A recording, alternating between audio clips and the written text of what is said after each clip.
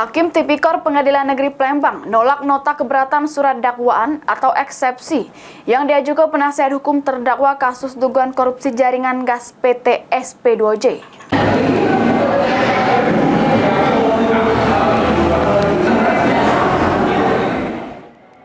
Tiga dari 4 terdakwa kasus dugaan korupsi kegiatan pelaksanaan gawean penyambungan jaringan instalasi pipa jaringan gas alam tahun 2019 yang menjerat 4 mantan petinggi PT Sarana Pembangunan Palembang Jaya SP2J jalani sidang putusan Selasa sudah beberapa waktu lewat ngajukan nota keberatan atau eksepsi.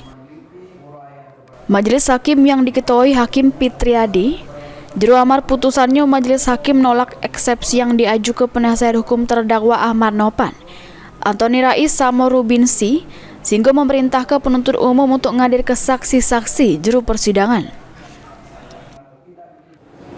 Satu, menyatakan keberatan dari penasihat hukum terdakwa Ahmad Nopan,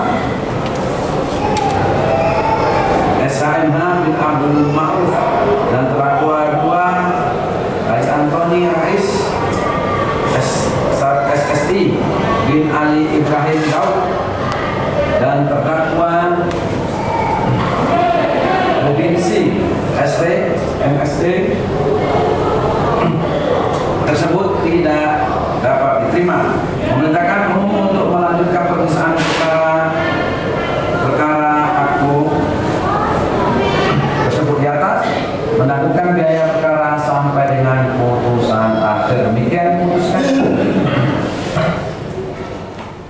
Juru perkara ini dewe, keempat tersangka sudah mengakibatkan kerugian negara sebesar 3,9 miliar rupiah. Sementara itu, tim jaksa penuntut umum juru sidang mendatang bakal ngadir ke 5 uang saksi.